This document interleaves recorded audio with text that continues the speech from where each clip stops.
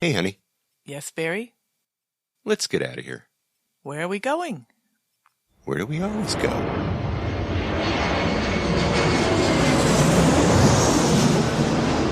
Fascina el viento, este ritmo de palmas, sin mi naturaleza, hasta encontrar la playa.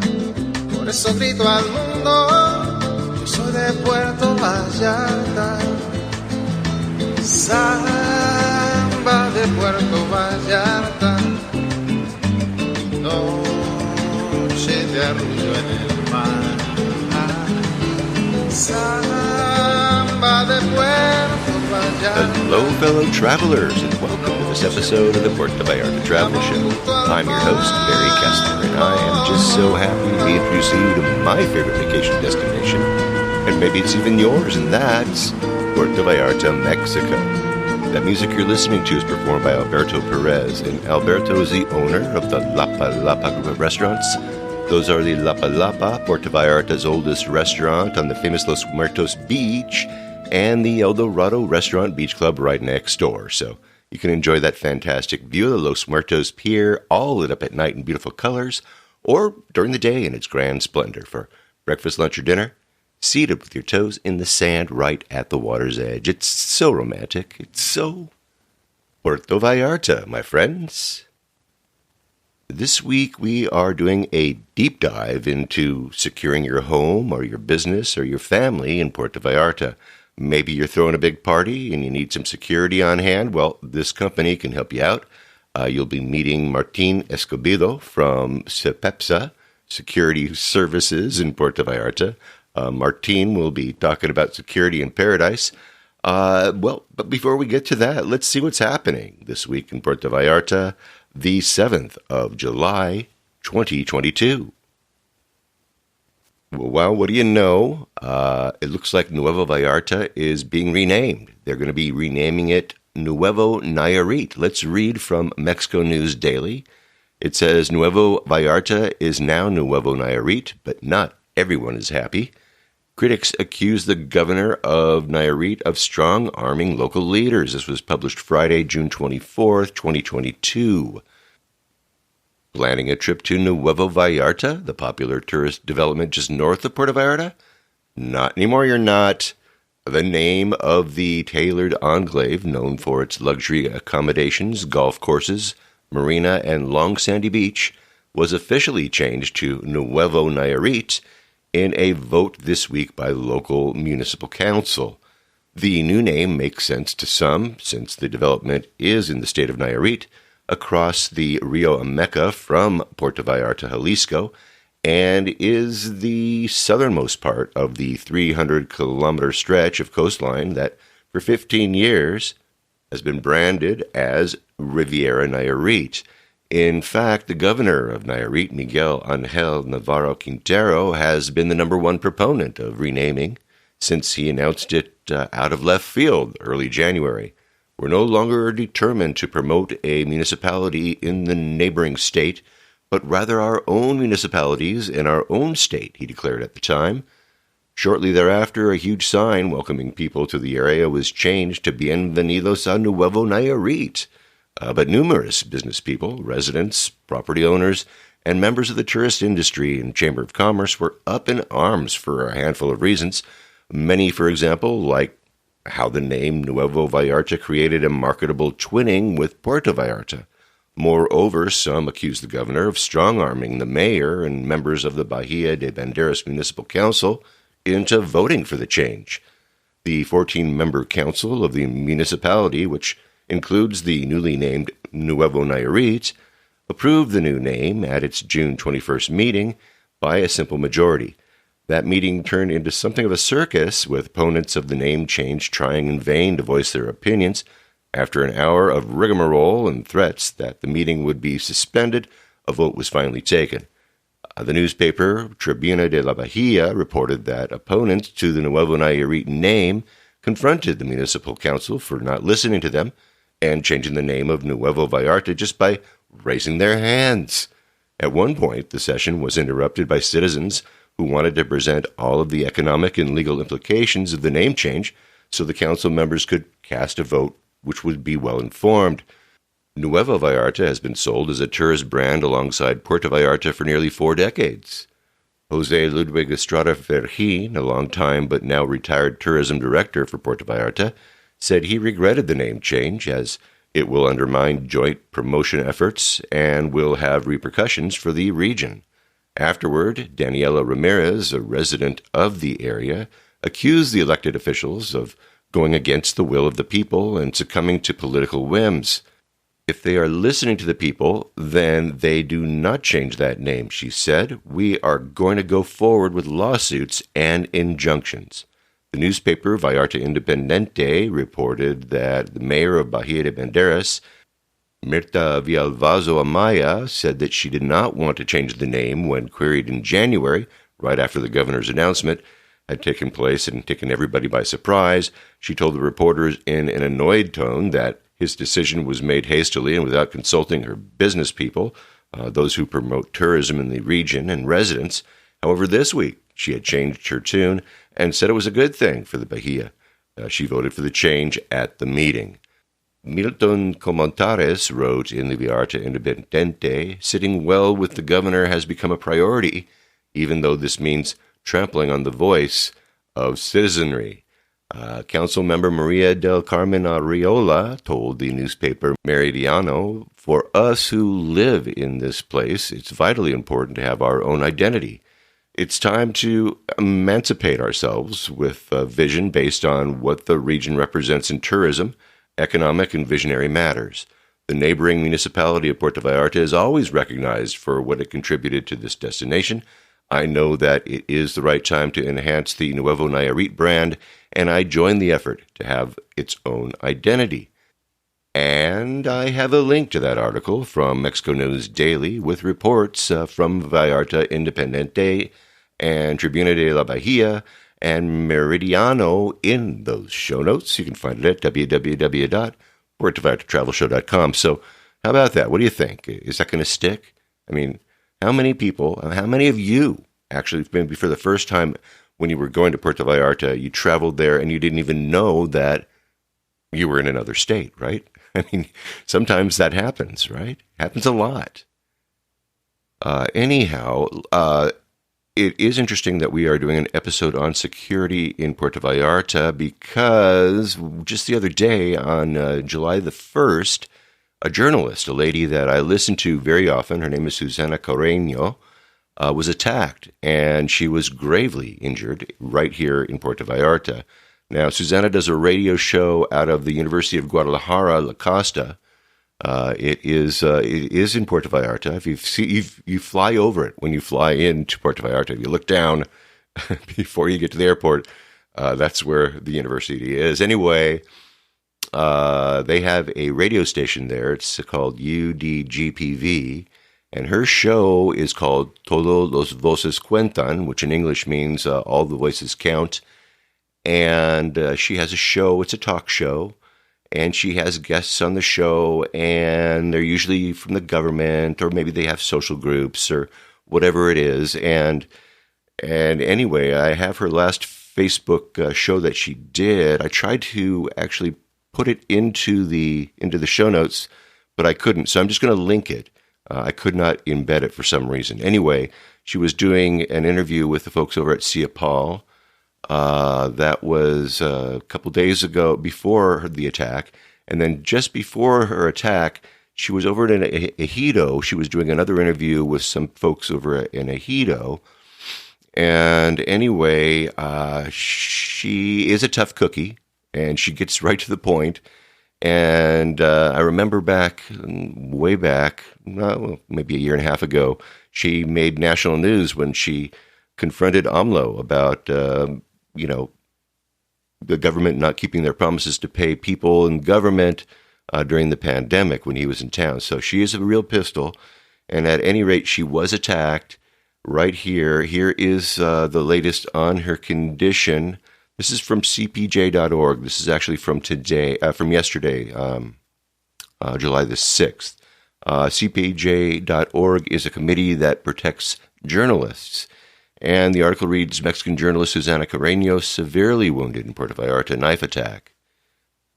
Mexican authorities should immediately and transparently investigate the stabbing of journalist Susana Carreño, determine the motive of the attack, and take appropriate steps to guarantee her safety, the Committee to Protect Journalists said on Wednesday. On July 1st, near the coastal resort city of Puerto Vallarta in the central Mexican state of Jalisco, unidentified drivers in a gray Jeep Cherokee crashed into Carreño's vehicle. Two men then approached the scene on a motorcycle, forced Carreño at gunpoint to lay down and stabbed her repeatedly, according to the news reports. Carreño, a reporter for Radio UDG, a broadcaster affiliated with University of Guadalajara, underwent emergency surgery for injuries to her chest and neck and was in stable condition as of Wednesday, but was not allowed to speak due to her injuries. Radio UDG director Gabriel Torres told CPJ by phone. The shocking and brutal attack on Susana Carreño, less than a week after journalist Antonio de la Cruz and his daughter were killed in Tamaulipas, once again shows the Mexican authorities' utter failure to protect the country's press, said Jan Albert Houston, CPJ's Mexico representative. Authorities must protect Carreño and her colleagues by all means necessary, immediately find the culprits of the shameless violence, and determine whether Carreño was attacked for her work. Carreño and her co-worker had just entered their vehicle when the attack began, according to Torres, and a news report by UGTV, Radio UDG's television affiliate, which said that the initial car crash was seemingly deliberate. The attackers used Carreño's vehicle to escape the crime scene, and the car was found about 10 miles from the scene of the attack, the report said. Torres said the attack took place minutes after Carreño and her co-worker, whose identity he asked CPJ to keep private for safety concerns, finished a live broadcast of Carreño's news show, All Voices Count, at Ejido Vallarta, a stretch of communal land near Puerto Vallarta. Carreño has worked for Radio UDG for years and recently reported on alleged corruption and illegal construction work in the area, Torres said. Hours after the attack, Jalisco Governor Enrique Alfaro wrote on Twitter, describing it as a robbery. Torres, however, said that while the attackers did steal the journalist and her co-workers' phones and car, they went straight for Carreño. This did not look like a robbery at all. According to that UGTV report, Jalisco state authorities later announced that they were investigating whether the attack was related to Carreño's work, but had not commented publicly on the possible motive or the identity of the attackers. Torres told CPJ that Carreño had not mentioned receiving any recent threats to her life. An official with the Federal Mechanism for the Protection of Human Rights Defenders and Journalists, which provides journalists with protective measures under the auspices of the Federal Interior Ministry, told CPJ that the office was not aware of any recent threats against Carreño or her colleagues at Radio UDG. He added that the mechanism had contacted Carreño in the wake of the attack and was incorporating her into a protection program. That official asked CPJ to remain anonymous, and he was not authorized to speak publicly. CPJ repeatedly called the Jalisco State Prosecutor's Office for comment, but no one answered. Mexico is the deadliest country for journalists in the Western Hemisphere. According to CPJ research, at least 3 journalists have been murdered in direct relation to their work in 2022. CPJ is investigating another 8 killings to determine the motive. And I have a link to that fairly long article from cpj.org in the show notes. Now, I went to Susana's Facebook page today. I found that she was interviewed by police with the help of her attorney, and that she did tell the police and those who were questioning her that the attack was deliberate. It was not a robbery, and she gave her statement then to the police. And we'll see what happens from there. Last night I was watching the last edition of her show of All Voices Count, and man, there was a very unfriendly interview happening there up at the Ejido. Now, I don't want to conjecture anything. I don't want to say anything, but it just looks a little sketchy, if you know what I mean. Anyway, it's in Spanish if you want to see it. I can't embed it, but I will link it in the show notes. I'll get it over there just as soon as I can.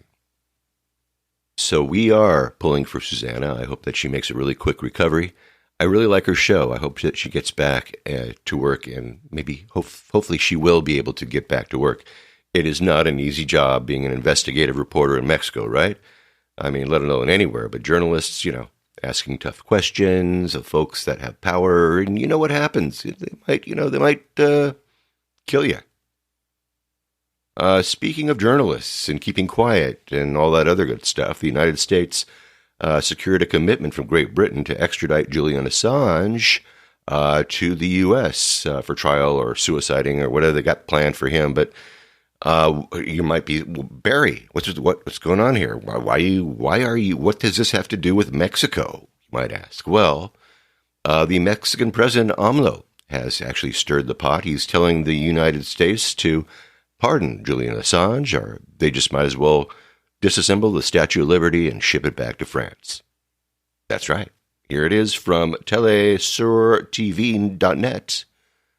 During his morning daily news briefing, the Mexican president announced that he was willing to provide asylum to Julian Assange.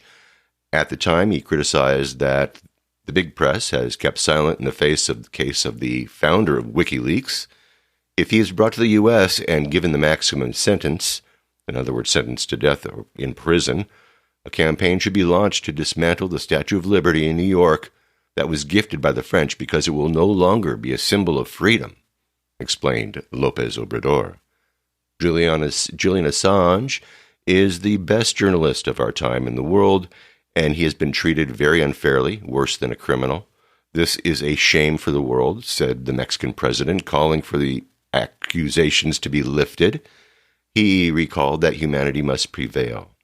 He commented on the information revealed in WikiLeaks articles, which talked about the fraud committed in the 2006 presidential elections by then-President Vicente Fox, alongside Felipe Calderón, messages that were never denied. Mexican President López Obrador will meet next week with U.S. President Joe Biden on Assange's case. On Monday, Andrés Manuel López Obrador reiterated his willingness to discuss Julian Assange's case with U.S. President Joe Biden during his meeting scheduled next week in Washington. And I have a link to that article in the show notes. Now, this is not necessarily it's not new news. In fact, last January, it was revealed that AMLO had asked Trump to pardon the WikiLeaks leaker. This article is from Reuters. It says Mexico president says he sought Assange's pardon from Trump. Mexican President Andrés Manuel López Obrador said he had sought a pardon for Julian Assange from former U.S. President Donald Trump before he left office last year, and repeated his offer of asylum for the WikiLeaks founder on Monday. Last month, the Australian-born Assange moved closer to facing criminal charges in the United States for one of the biggest leaks of classified information after Washington won an appeal over his extradition in an English court.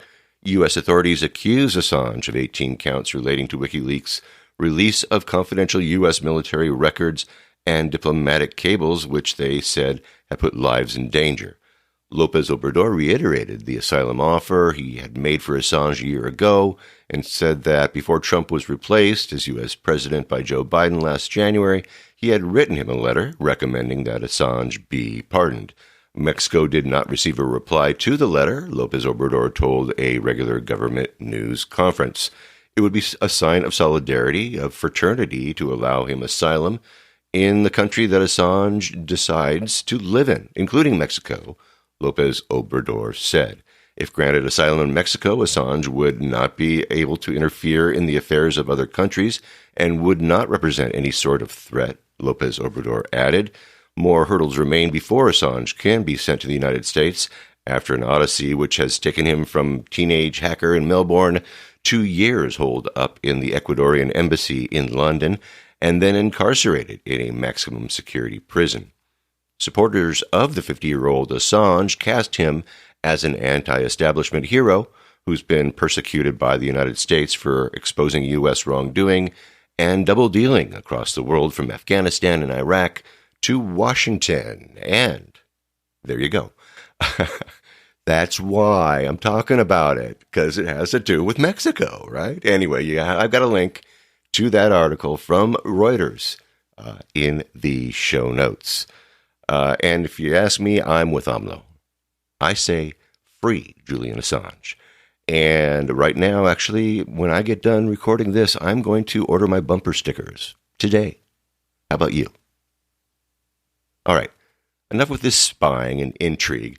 Let's just segue into security and security systems in Puerto Vallarta with our next guest, Martin Escobedo from SEPEPSA Security Services in Puerto Vallarta. Now, many of my interviews come from listeners and, your suggestions, and they come from friends on the ground in Puerto Vallarta. JR, of course, knows just about everybody, and he's always sending me ideas and suggestions, mostly of Vallarta personalities, people that he works with on a day-to-day basis.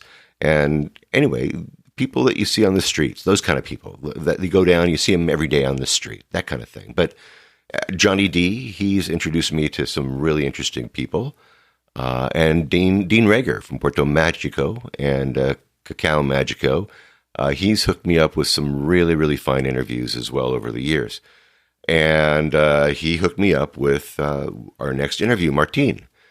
So Dean asked me if I ever considered having a security service on the show to talk about alarm systems and such. And I just had left the office right in the romantic zone from the botanical garden. And I was talking with Neil down there, and a friend of his stopped by. And, while we were chatting, and he started to tell us about a burglary at his home over in Gringo Gulch. So that occurred actually while he was sleeping. And, of course, I was thinking about that when Dean said this, and I said, yeah, let's get some guy on. So who do you have in mind? And he says, well, only the best, Barry. So the folks over at SEPEPSA Security Services, they do all of our security over at the port. And one of the head honchos over there is a really good friend of mine. So I'd be happy to introduce you guys. So I tell him, hook us up. And before you know it, we're on a three-way conversation via WhatsApp, which we use all the time. If you don't have that WhatsApp app on your phone and you're dealing in Mexico, what's wrong with you? You need it. Anyway, Dean loves good food, and he likes to introduce me to interesting hole-in-the-wall places and stuff like that, just to show off. And no, really. I appreciate Dean for widening my culinary palate, and he does it every time I come down there. So anyway, he asked if I've ever eaten over at Juan Tiburon over in Gaviotas, and they got great ceviche, and they're rated number 1 on TripAdvisor. And so I said, yeah, no, but I'll go. And he says, okay. He says, we'll meet there, we'll have some seafood, and then I'll leave you and Martin to talk about what he does. And so that's what we did. And so let's go right now to a cool hole in the wall in Colonia Gaviotas, on the corner of Brazil and Paseo de la Vina. And let's go to a Juan Tiburon and talk about keeping secure and securing your home or your condo or your business, or even security guards for your next event. Let's talk safety in paradise with Martin Escobedo from SEPEPSA Private Security Services, Seguridad Privada, in Puerto Vallarta, Mexico. Martin, thanks for coming on the show today. It is my pleasure. Tell us a little bit about yourself. Where are you from? And, you are Vallartensis, yes? Yes, I am Puerto Vallarta native, third generation, actually. My grandparents came in and settled in Puerto Vallarta in 1930, established the first commercial photography studio, Photo Estudio Pulido. And my dad was from Talpa, up in the Sierra Madre, and my mother was born here. So, been here since I was born. Yeah. Proud to be a Puerto Vallarta native, despite that I have witnessed a lot of changes. Yeah, they have. Things have changed, and we'll be talking a little bit about that. Let's talk about what you do. You work for a security firm, is that correct? Yes, I do the engineering division of the SEPEPSA company. We're a private security company. We do security guards and electronic security for homes and businesses. Now, you say electronic security, and a lot of these places have like bars and all kinds of stuff on windows. Do you get involved in that too? No, that's more like hardware, more like ironwork. I do basically intelligent equipment, electronic equipment, such as alarms, cameras, access control systems, and electrified fences. And we even go to the extent of doing a little bit of GPS vehicle tracking and things of Really? that nature. Oh, yes. wow. Wow, you're all in. You're all in. Yes. All right. All right. So when somebody gets a hold of you, what are they normally looking for? Or what's their... What are most people looking for when they come to SEPEPSA? Well, people come to me usually if it's a home or a business. I usually try to find out what their needs are and wants, because a lot of times people will just have an idea that they need something, but a lot of times they don't really know what it is will serve them best. So one of the things I do is I listen to their expectations or their ideas and speculations, and I go from there to try to share what applies to them. Of course, I always try to recommend some of the things that are be more efficient for what they do, for the environment that they intend to use this equipment at. And So you got to visit. You got to go check it out, right? You go right to the house and check it out, right? Or condo or apartment. Or are you doing this on the phone, or how are you doing that? Yeah. Well, first they contact me, whether it be by internet, email, or phone, and I just like to come talk to them and see what the environment of what they have.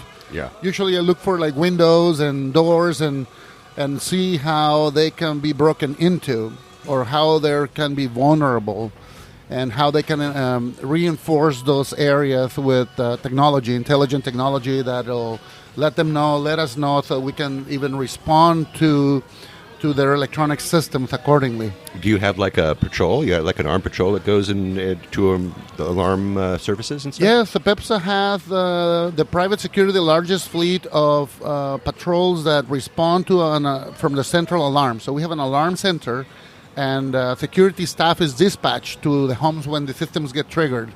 Or activated, or even like a panic, so they could manually trigger the system. Sure, you got little panic buttons and stuff, huh? Uh-huh.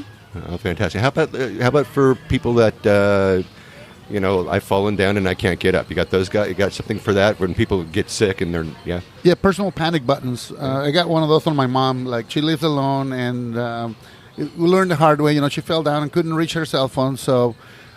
Put a panic button on her person ever since, so she can either wear it around her neck like a necklace, or around her bracelet, or she can just slip it right on her clothes. Okay, now when you get a response for something like that, is that an immediate medical response? It's a supervisor security alert, because it could just be a panic for whatever reason. Right. So we tailor the profile of the alarm to know what it could be, to give us a little bit of an edge before we actually go there, so we kind of know what we're going up against. Okay. All right. That's very interesting. Okay, so let's say you walk into my house, and I've got 3 windows, and I got a door, and maybe I've got I don't know, like these little, a lot of these houses, a lot of these apartments and stuff have walls that are not made of real wall, right? They look like half of a tile that you put on a roof. They seem very vulnerable, right? Yes. Are they?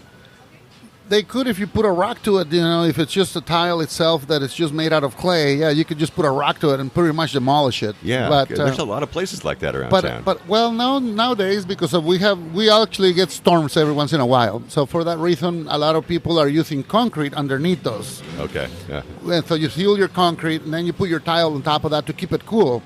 Back in the old days, when it was just wood and tile, that put a whole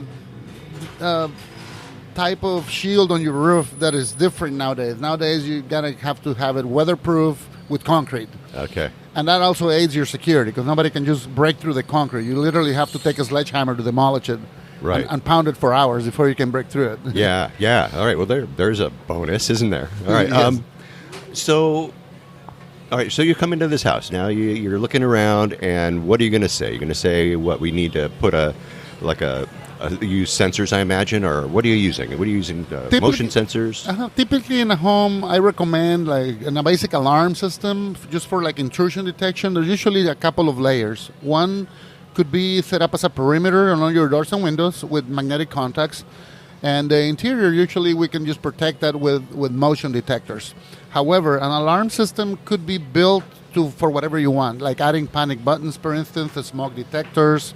We can add devices into your safe so that your safe is part of the alarm system, and it can work separately from your house, which gives you an edge of coming and going, and especially if you have employees in your house, such as maids or gardeners or people coming through your house to take care of your plants or your cleanup of your house and things of that nature anyway. So Yeah. All right. So, do you deal with other people? If you look at that window and go, you really need to have some bars on there, or you really need to have some ironwork done. Sometimes I'd recommend like that.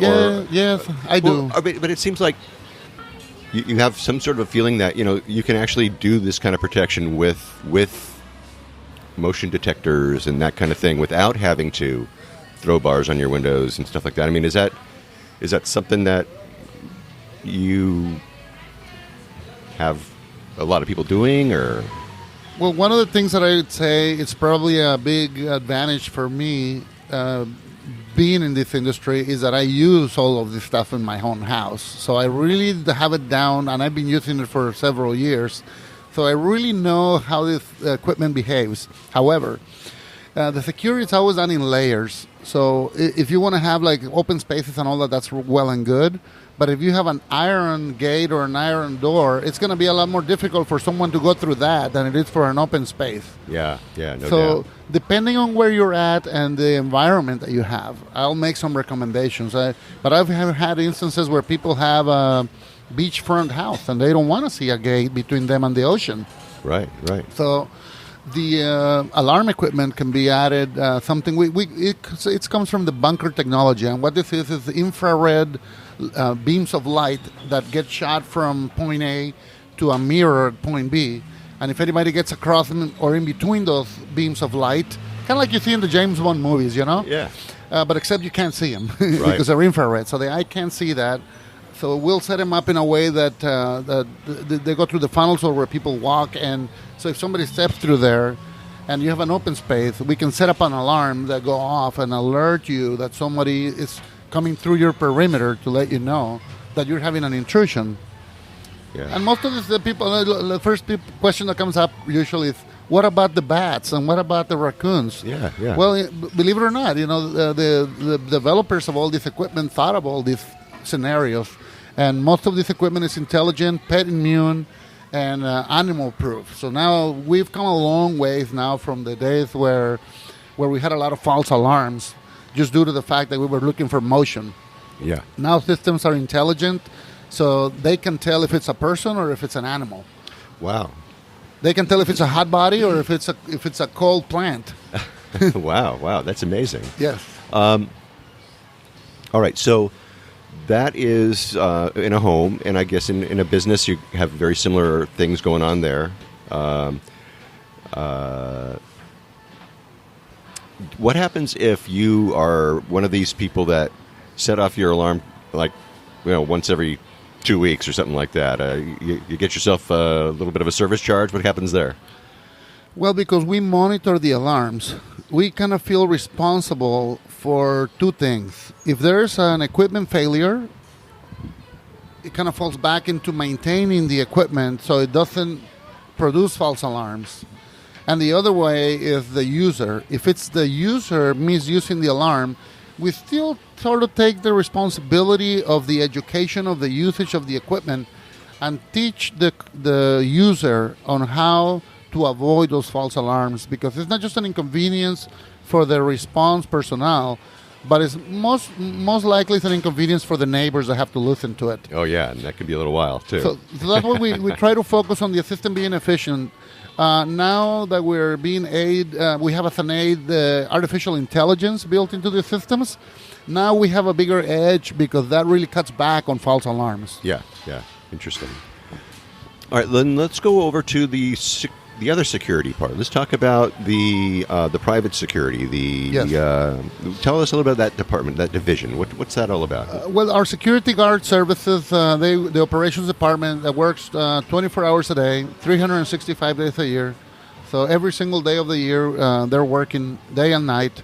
And they take care of several things. One of the things that they do is going back to the combination of electronics and security personnel.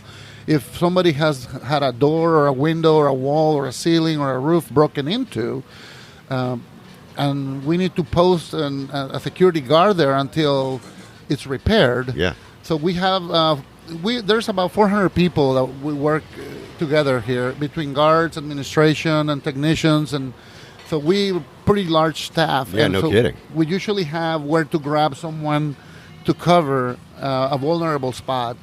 But also sometimes we'll get the request like for Christmas parties just to have a security presence. They have a request for us to have like 6 security guards for a large Christmas company party.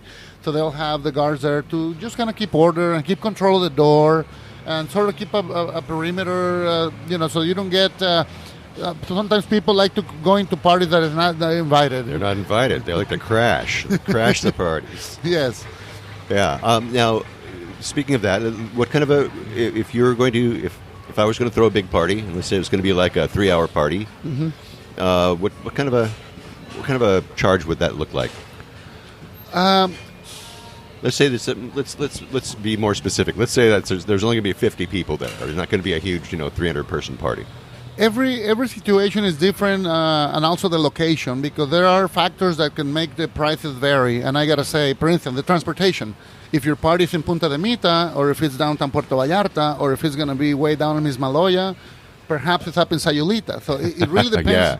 It really depends where we gotta go and how many people we have to move. So that's taken into account for the logistics of mobilization. Okay. Now the 3 or 4 hour time of the party.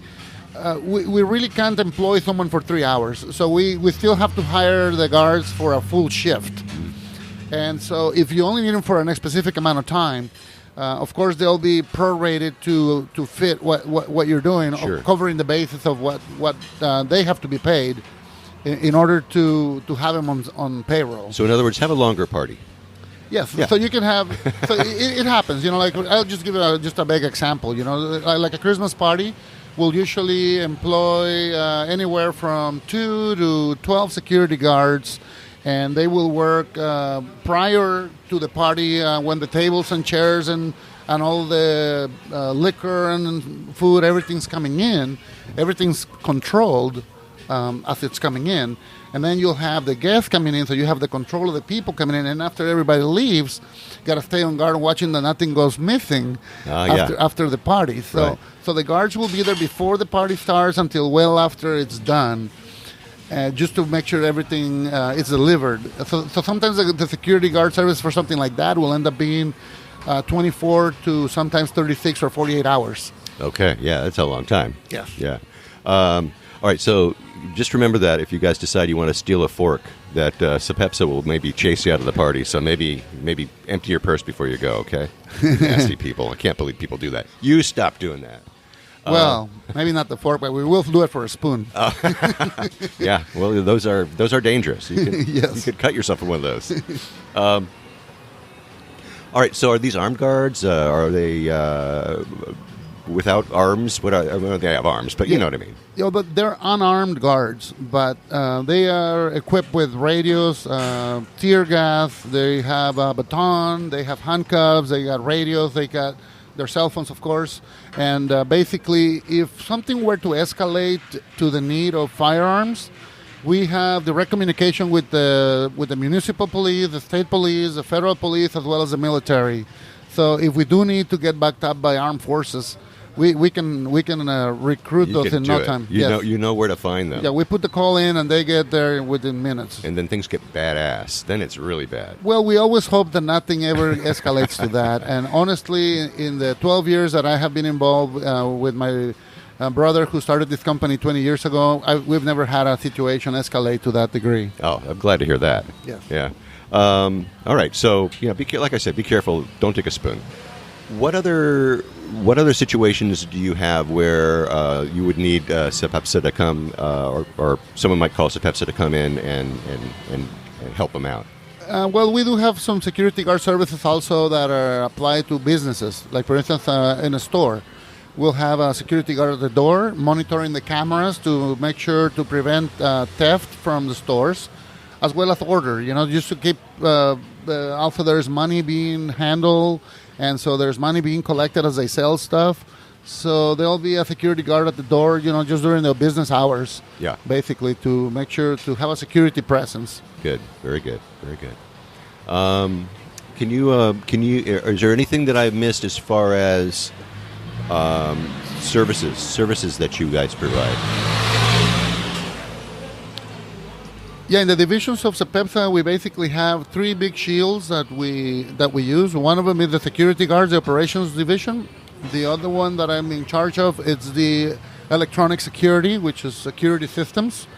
And also the third and relatively new, started about a year and a half ago, is the cleaning division. Oh. We started during the COVID.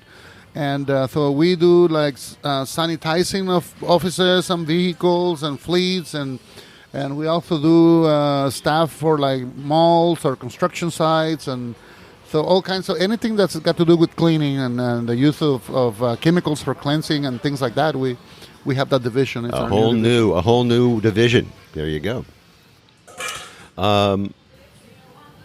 What about every once in a while I see on the Facebook pages, some guy who's like frickin' Spider-Man. He's climbing up the side of a building. I mean, how do you protect yourself against Spider-Man? How do you do that? Well, we have to call in Superman at that point to come in flying. But no, well, we actually employ the electronic security systems for that. You can do surveillance with cameras. And they can, the intelligent systems now are capable of notifying you somebody's climbing up your wall. They have a feature with artificial intelligence called line crossing. So a camera can actually tell if it's a human crossing a line in an area that they're not supposed to. Or also it could be a vehicle. If you want to have a vehicle or even a vehicle with certain criteria, like a red car or a white car. If you don't want them going over this line, you can get a notification either via email or to the monitoring central, which is like a security guard looking at the monitor. The images will pop up in the whole screen and like take away all the cameras and just show you that there's been an intrusion for certain pre-programmed criteria, along with facial recognition technology now. So we really have come a long way. So like if you don't want Spider-Man to go through the line, but you can let Aquaman through, then you can let Aquaman through. you can program that into the system, so it'll do that. Wow. But also it would be worth mentioning the bunker technology. It's something that probably works really well for like open areas specifically. So we were talking a little earlier about infrared beams of light. Yeah. We can put those in a vertical manner or horizontal. So if somebody goes through them, you can do an early detection, and you can make an audible siren go off to alert everyone around. You can do a visual strobe light. Oh, wow. Yeah. Flashing rapidly to alert visually that there's been something's going on. Yeah, and that's probably also disorients and confuses anybody, right? Well, it's eye-catching, actually. Yeah. So it's meant to really catch your eye, and it really helps also like the supervisors who respond to the alarm systems. It really helps to hear it and to visually see where it's causing a flashing light, or red flashing or amber color, depending on the situation. But also helps a lot if there's a fire alarm being triggered. All right, so this technology seems like it's really crazy. I mean, you can find Spider-Man and all that stuff. I mean, how can you use it to monitor your place, maybe even when you're not home? Yeah, well, sometimes I'll leave the house and I'll realize, well, did I arm my alarm or I did not? So I'll take a look at my cell phone. I have an application that tells me whether the house was armed or it wasn't armed. Or it'll even tell me if I left a door open. So if I did that, I can just like bypass that door right from my cell phone, and I can arm the rest of my alarm system so it'll protect the house while I'm away. Okay. Oh, wow. So you don't even have to be there to do what you want to do. Yeah, but it doesn't really end there. Like if I go on a vacation, I can shut off the propane gas supply to the house, or I can, if I'm already coming back and I know it's hot like it is now, before I get there, I'll turn on my air conditioner. Oh, you can do that. Yeah, I can do that too. Or even better, like if I know I'm going to get off work about 6 o'clock every evening, at 5 o'clock I'll have the air conditioner turned on by itself. So by the time I get there, it'll be nice and cool. And I'll have my refrigerator, for instance, shut off every night between 1 a.m. and 5:30 a.m. It shuts off, so it doesn't use any power. Nobody's using it anyway. So, and you can do this to other appliances and light switches in the house to make it look like your home. Or if you're away from the home, you can have them turn it off in different random times, or you can just do it manually, which is really cool because you can make it look like your home even when you're not. Yeah. Or like you can come to my door and ring my doorbell, and I could be either in the airport in Anchorage, Alaska, or in Phoenix, and it'll ring right on my cell phone, and I can answer the door for my house. Like if I was inside the house, then I can answer to you that no, I don't want to buy any avocados today or bananas, whatever you're bringing to my door. That is great.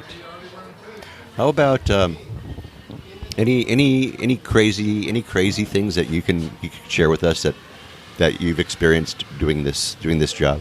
Yeah, I think one of the craziest things that I've experienced was we installed a high voltage electrified fence on a 2-meter wall in a perimeter of a cottage, 1,400 homes, and some crazy guy managed to climb up on the wall with 3 steps, like you were talking about Spider-Man. Yeah. Well, he climbed up on the wall and stood up right next to the electrified fence and grabbed a hold of the 2 lines on the top, which carried like 15,000 volts. And the guy stood there and took it for a good, I mean, it's a jolt a second, you know. So the guy stood there and took it for like about 20, 25 seconds. I don't know how he did it because to me, when I've accidentally touched the thing, usually 2 seconds or 1 second is more than enough for me. Oh, yeah. It gets my attention and you immediately retrieve, you know. But this guy, he stood there for a good, almost a half a minute. Wow. And just ended up just went down head first and landed sitting down on the ground. So just kind of flipped around and just landed on his butt. The security guards were after him at that point, of course, so they watched. The security guards actually got to watch all of this develop. Right. He was trying to get away from him. So that's just been one of the craziest things that I've seen happen in combination of security guards and intrusion and running up against a strong security system up on a wall. Wow, yeah, then this person was determined. Definitely. But anyway, he didn't make it through. No, so that's a good story. Flipped back down, and after that, he just couldn't go much further. So he just sat there, patiently waited for the police to arrive. Yeah. Best that he did that. He was probably in shock. Literally. Sorry. All right, let's leave SEPEPSA just for a minute. Let's get out into the town. Let's talk a little bit about Puerto Vallarta. We'll come back to SEPEPSA in a minute. Sure. This is the round where everybody likes to hear about where people who live here like to eat, and you being, a true Vallartensis, pura, you know what it's all about. So, can you tell us what like your favorite breakfast, lunch, and dinner spots are? I would, but I'd like to clarify something first. Okay, go ahead. There are 2 dividing lines. It's kind of an invisible line in the gastronomia or in the food industry, because a lot of this is done in a local manner, and on the other side of the line would be what was set up for the visitors, for the tourists. So we have like our traditional cuisine and the dishes that are made here for the locals. Yeah. But not to underestimate by any means the good, excellent cuisine, international cuisine, that is done in some of the fine restaurants. So that being said, I've always lived it with a conflict between the two because I love them both. Well, that's good. And we do too. And so, I mean, we're sitting in a place right now that I've never been to. Tiburon, yeah, Ceviche Tiburon. But I'm sure you've got plenty of places you can tell me about. Yes, and also you have the variety of we have a lot of good seafood places, but I guess we're talking about going back to the point of the question was my favorite place to eat. And I guess I'm just going to come out and say for breakfast, I'd say in the traditional cuisine, there's a place called Candora. Candora, it's like a taco place. They have like carne asada tacos. They have like chicharrón tacos, machaca, which is delicious. And anyway, some extravagant different dishes that you can try. They put guacamole on them and the delicious salsa. There's one place over here at the marina by the Playa de Oro Hotel. But the original one is down in PTL. And they did several other places around town, but those are my favorites for Mexican cuisine. Right. But But that's just one place of That's my just favorites. one place. Okay? So I'll keep it down just to. No, you can keep. Yeah, you keep. Listen, I won't stop you at all, Martine. Okay, but is that a? That's not really a traditional breakfast place, or is it? That is. It's a traditional place. breakfast They place. open at 8:00 in the morning and they close at 1:00 in the afternoon. Oh, okay. So they are totally breakfast and lunch. So it is a breakfast, and you can order chilaquiles too. You know, they have like eggs el gusto, but they have the eggs with chorizo and Right. and So they when you have go there, what do you get, man? nopales with eggs. The cactus, that's the cactus with scrambled with eggs and tomatoes and onions. I usually like the chicharrón. I like the moronga. The moronga is kind of a. I've actually never seen it not uncooked, but it's the blood, and they cook it with onions and with green tomatoes, which are kind of sour. Uh-huh. But it comes out like almost like a hamburger meat, but it's Wow. just really, really dark color. But the flavor, my mom used to make that at home when I was a kid. How So. interesting! Wow. All right. What's that called again? Moronga, Moranga, and they serve that candora. at Candora. Uh-huh. All right. Well, I got to check out Candora. What about lunch? Well, usually what I do, I try to eat some seafood for lunch. Usually, one of my favorite places is Ocho Tostadas by the stadium. They have a really good menu on different, like, sometimes they'll have salmon, they have red snapper steaks, or they have sea bass.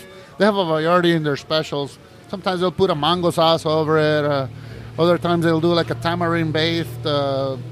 Anyway, they have some really wild stuff there that I really enjoy when I go there. They know how to cook, and now there's a lot of locations of that. They've got one over near at the marina? airport, and one at the marina, and yeah. Yes. So they those ones they do more like the traditional shrimp and octopus cocktail.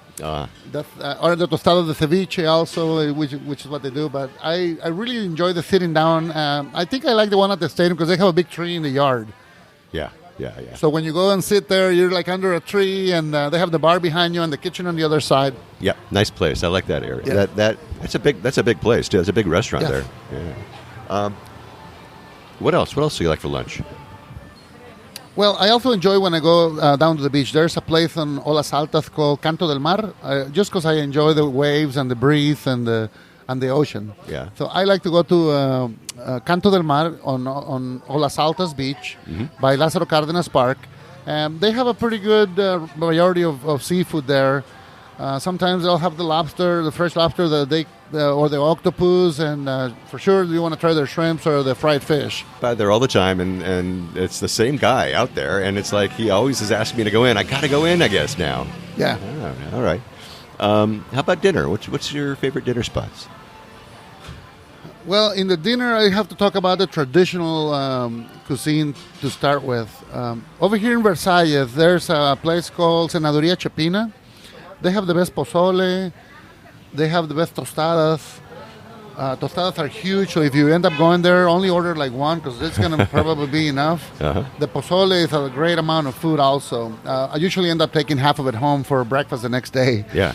But they have something called gorditas, which I recently tried there last week, and I was blown away. Their flavor and it's just incredible. It's just unbelievable how delicious that stuff is. Wow. I got to go back to try their sopes, and I tried their enchiladas, but I haven't tried their fried tacos yet. So I got those two things I got to go back for yet. But that's your traditional, yeah. your traditional regional cuisine. Sounds delicious. Probably the best, I think. Otherwise, I go to PTL and I find a few places over there too that are actually pretty good. Yeah. Well, they know how to cook in PTL, don't they? Yes, they do. What about a date night? What if you're going to go out on a date? Well, we do have a great variety of restaurants in town.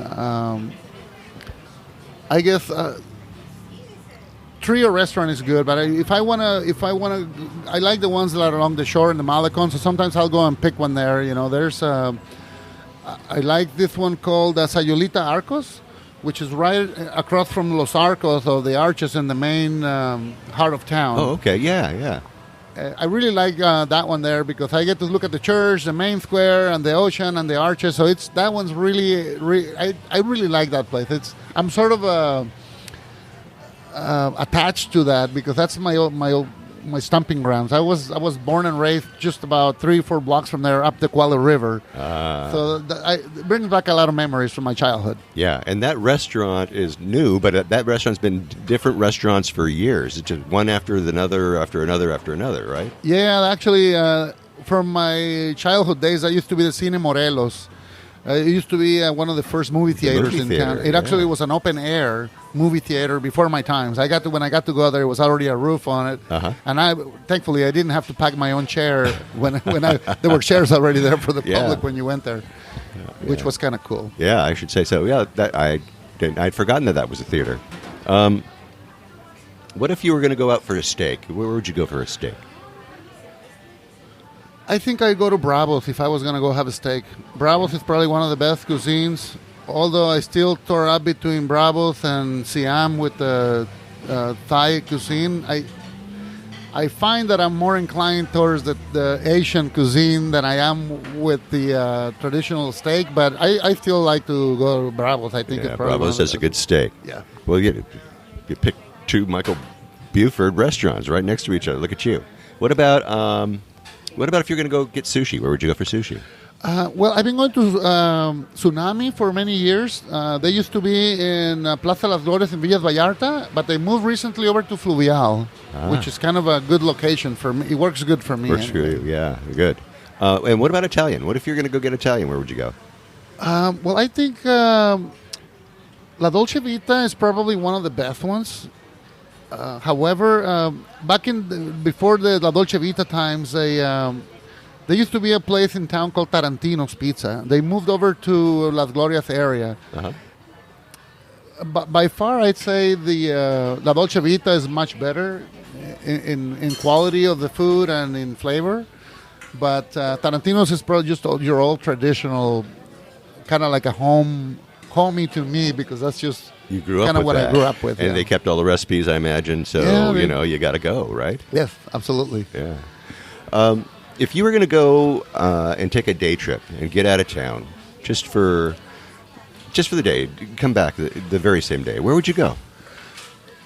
I'm kind of inclined for I like the cool weather. If I want to go to the beach, I usually end up going to Las Animas or Quimixto or just south of the bay. I try to pick one of the ones that are, or I try not to go on a weekend if it's a beach. But I like to go up in the Sierra Madre. I like driving a couple of hours up to San Sebastian or Mascota up on the Sierra Madre. It's always nice and cool, either that or if I don't want to spend that much time on the road, I just drive down to El Tuito, which is south from here about 50 kilometers. And you can find a lot of good places to eat there. You can find some raicilla. They've got several families there that make it. And really good food in the town, too. It's very picturesque.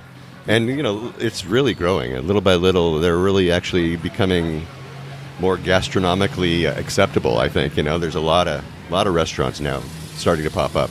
Yes. What about 3 days? What if you had 3 days off? Where would you go? Well, if I have 3 days, I still like to go to Mascota just because I know that I can spend 4 or 5 days there, or I can just go spend a day there and come back because it's only a couple of hour drive. What do you do in Mascota? You just kind of relax, or you go play? What do you do? In Mascota, you can go horseback riding, you can go four-wheeling, you can just go driving. There's a lot of little villages all around Mascota that are really nice to go see. Like you can go to La Yerbabuena, Navidad, Talpa, El Mosco. There's just little towns that they're not they're magic towns. Is what they are. Yeah. It's all safe. It's all safe going through Mascota. Totally safe. Yes. Great. You would know. You are a security guy. Well, I've been going all my life. There never ever had any incidents. Okay. All right. Cool. Well, that's amazing though. You could actually spend that much time in Mascota. I didn't think that there was so much to see, but now you got me thinking. Now you got me going here. Well, there's plenty to do. That's not even counting the hunting and the fishing. You got that too. Yeah. Do you have a word of advice for like a first-time visitor that's coming to Puerto Vallarta? I guess I would, mainly because sometimes and this is something we all do when we go to a new place, we usually want to go rest and we don't want to think. So I would just recommend don't do anything you wouldn't do at home, and then just your common sense to watch out when you're crossing the street. Here you got to look both ways. Yeah. There's just some drunk people out there. If somebody approaches you and tries to do something with you that may sound too good to be true, it probably is. So you got to keep an eye out for not being taken advantage of. And so just use your common sense mainly, just be on alert and don't do anything you wouldn't do at home. Don't be going drinking and driving. Don't be trying to be jumping off the balcony to the pool in your hotel. Don't be doing things like that. You'll have a really good time if you stay away from things that could be harmful to you as a person. Yeah. What about a word of warning? What kind of word of warning would you give somebody? Word of warning. Wow, that's a difficult one there, because that may apply differently depending on where you are and the time of the day. Of course, you probably don't want to go swimming at night, but it's okay if you take a boat out and go scuba diving into certain areas where you can go down and use the proper equipment to be under the water. But yeah. Yeah, well, yeah. There's been too many crocodile attacks at night. People not realizing that they're on the move at night a lot of times. There are areas that you really got to watch for what you're doing. So you want to be informed. I guess it's basically before you go do something, you want to talk to the locals. You want to hear the experience before you actually go doing something new without the locals' advice. Yeah. If you were going to meet somebody, let's say you're going to meet somebody over at Puerto Mágico, and you were going to go, a friend of yours, you only had just a few minutes really to spend with them. You really got to show them what Puerto Vallarta is. What would be the spot that you would take them to that best represents Puerto Vallarta? Well, definitely the icon of Puerto Vallarta is the Malecon, the statues on the Malecon along the water, and go for a walk. And just go listen to the waves and look at all the colorful restaurants, decor, and trees in the downtown main square, the church, the Guadalupe Church, and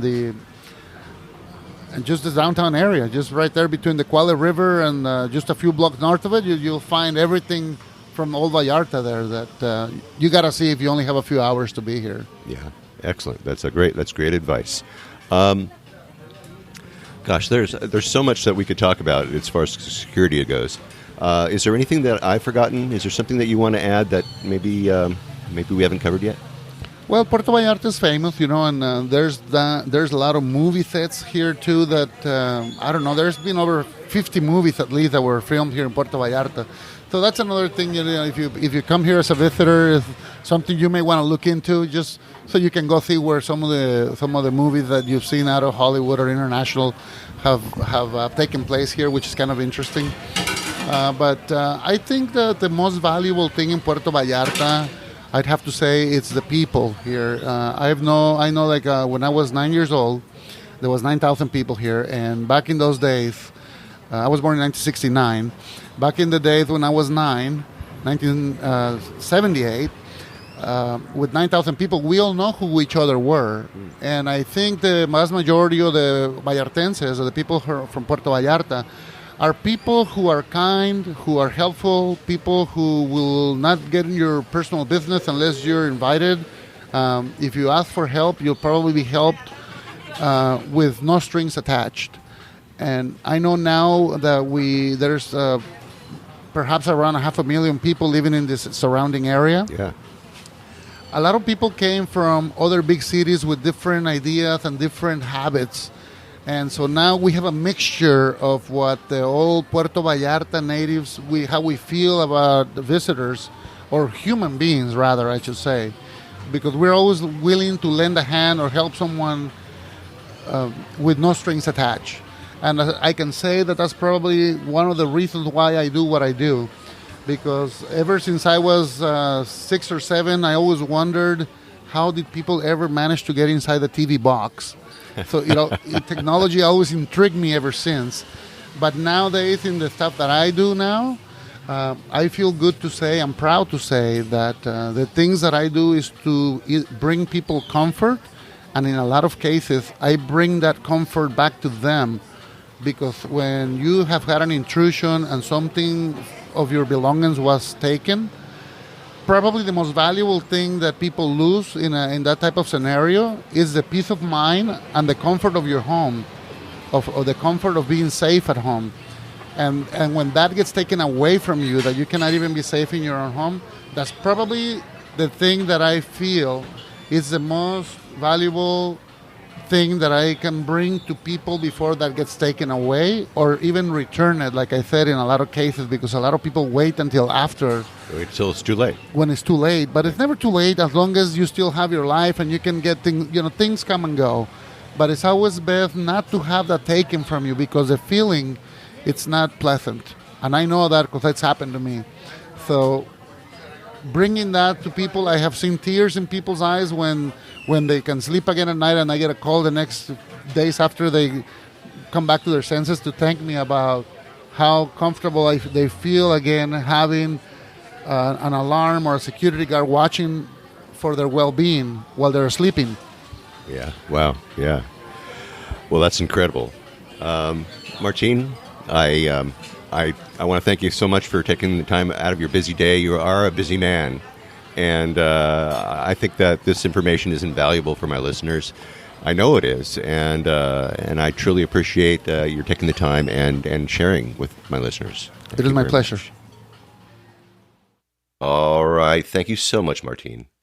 Now, that was all very important information, I must say, and I have all of the contact information that you will need for SEPEPSA, Security Services, right in the show notes.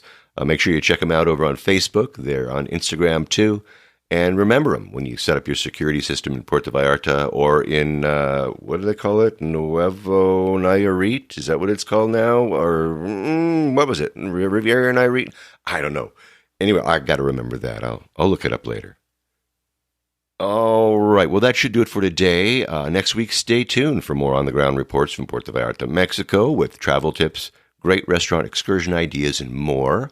But until then, remember that this is an interactive show where I depend on your questions and your suggestions about all things Puerto Vallarta. If you think of something that I should be talking about, well, please reach out to me by clicking on the Contact Us tab and sending us a message.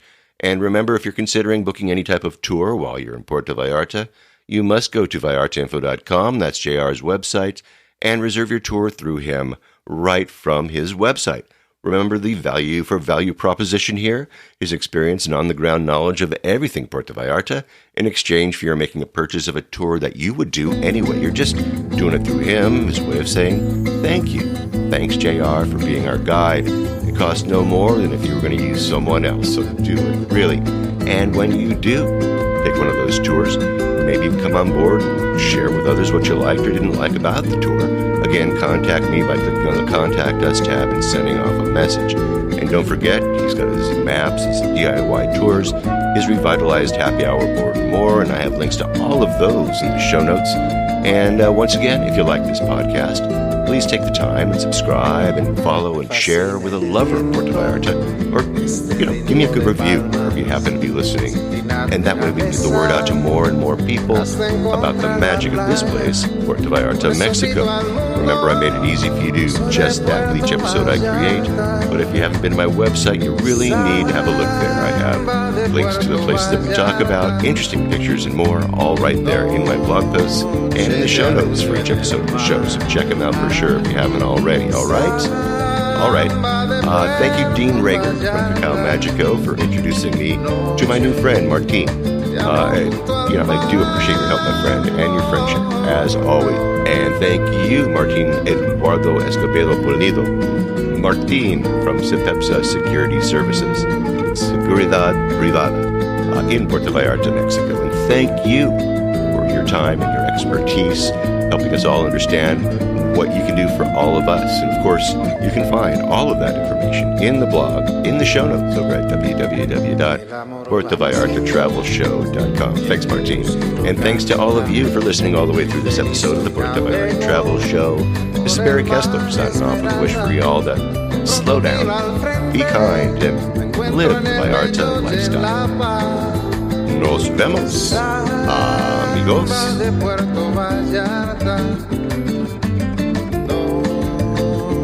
De arrullo en el mar, samba de Puerto Vallarta.